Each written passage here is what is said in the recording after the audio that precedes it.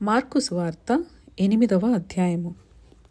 ఆ దినములలో మరియొకసారి బహుజనులు కూడిరాగా వారికి తిననేమియూ లేనందున యేసు తన శిష్యులను తన యొద్దకు పిలిచి, జనులు నేటికి 3 దినముల నుండి నా యొద్దనున్నారు.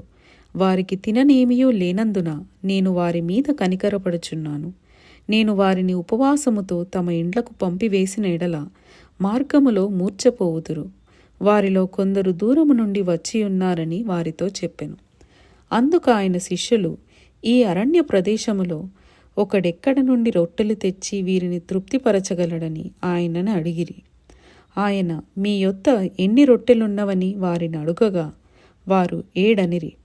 అప్పుడు ఆయన నేల మీద కూర్చుండుడని జనులకు ఆజ్ఞాపించి ఆ 7 రొట్టెలు పట్టుకొని కృతజ్ఞతాస్తుతులు చెల్లించి విరిచి వడ్డించుటకై తన శిష్యులకిచ్చెను. వారు జనసమూహమునకు వడ్డించిరి. కొన్ని చిన్న చేపలు కూడా వారి యొద్ద నుండగా ఆయన ఆశీర్వదించి వాటిని కూడా వడ్డించుడని చెప్పెను. వారు భోజనము చేసి తృప్తి పొందిన మీదట మిగిలిన ముక్కలు 7 గంపల నిండా ఎత్తిరి. భోజనము చేసిన వారు ఇంచుమించు 4,000 మంది. వారిని పంపివేసిన వెంటనే ఆయన తన శిష్యులతో కూడా దోణి ఎక్కి దల్మనూత ప్రాంతములకు వచ్చెను. అంతట పరిసయ్యులు వచ్చి ఆయనను శోధించుచు ఆకాశము నుండి ఒక సూచక క్రియను చూపుమని ఆయనను అడిగి ఆయనతో తర్కింపసాగిరి. ఆయన ఆత్మయందు పెద్ద నిట్టూర్పు విడిచి, ఈ తరము వారు ఎందుకు సూచక క్రియను అడుగుచున్నారు? ఈ తరమునకు ఏ సూచక క్రియయు అనుగ్రహింపబడదని నిశ్చయముగా మీతో చెప్పుచున్నానని చెప్పి వారిని విడిచి మరలా దోణి ఎక్కి అద్దరికి పోయెను. వారు తినుటకు రొట్టెలు తెచ్చుటకు మరచిరి. దోణిలో వారి యొద్ద ఒక్క రొట్టె తప్ప మరేమియూ లేకపోయెను. ఆయన, చూచుకొనుడి, పరిసయ్యుల పులిసిన పిండిని గూర్చియు హేరోదు పులిసిన పిండిని గూర్చియు జాగ్రత్త పడుడని వారిని హెచ్చరింపగా వారు తమ యొద్ద రొట్టెలు లేవే అని తమలో తాము ఆలోచించుకొనిరి. యేసు అది ఎరిగి, మన యొద్ద రొట్టెలు లేవే అని మీరెందుకు ఆలోచించుకొనుచున్నారు? మీరింకనూ గ్రహింపలేదా? వివేచింపలేదా? మీరు కఠిన హృదయము గలవారై ఉన్నారా? మీరు కన్నులుండియు చూడరా? చెవులుండియు వినరా? జ్ఞాపకము చేసుకొనరా? నేను ఆ 5,000 మందికి 5 రొట్టెలు విరిచి పంచిపెట్టినప్పుడు మీరు ముక్కలు ఎన్ని గంపల నిండా ఎత్తితిరని వారిని అడిగెను. వారు 12 అని ఆయనతో చెప్పిరి. ఆ 4,000 మందికి 7 రొట్టెలు నేను విరిచి పంచిపెట్టినప్పుడు ముక్కలు ఎన్ని గంపల నిండా ఎత్తితిరని ఆయన అడుగగా వారు 7 అనిరి. అందుకు ఆయన, మీరింకనూ గ్రహింపకున్నారా అని అనెను. అంతలో వారు బెత్సయిదాకు వచ్చిరి. అప్పుడు అక్కడ వారు ఆయన యొద్దకు ఒక గ్రుడ్డివాని తోడుకొని వచ్చి వాని ముట్టవలెనని ఆయనను వేడుకొనిరి.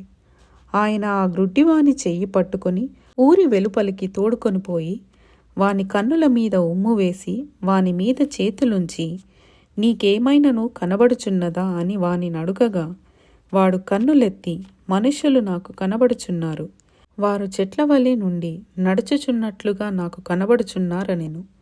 అంతటా ఆయన మరలా తన చేతులు వాని కన్నుల మీద నుంచగా వాడు తేరి చూచి కుదర్చబడి సమస్తమును తేటగా చూడసాగెను. అప్పుడు యేసు, నీవు ఊరిలోనికి వెళ్ళవద్దని చెప్పి వాని ఇంటికి వానిని పంపివేశెను. యేసు తన శిష్యులతో ఫిలిప్పుదైన కైసరియతో చేరిన గ్రామములకు బయలుదేరెను. మార్గములో నుండగా నేను ఎవడనని జనులు చెప్పుచున్నారని తన శిష్యులను అడిగెను. అందుకు వారు, కొందరు బాప్తిస్మమిచ్చు యోహాననియు, కొందరు ఏలియా అనియు, మరికొందరు ప్రవక్తలలో ఒకడనియు చెప్పుకొనుచున్నారనిరి. అందుకు ఆయన, మీరైతే నేను ఎవడని చెప్పుచున్నారని వారిని అడుగగా పేతురు, నీవు క్రీస్తువని ఆయనతో చెప్పెను. అప్పుడు తన్ను గూర్చిన ఈ సంగతి ఎవనితోనూ చెప్పవద్దని ఆయన వారికి ఖండితముగా చెప్పెను.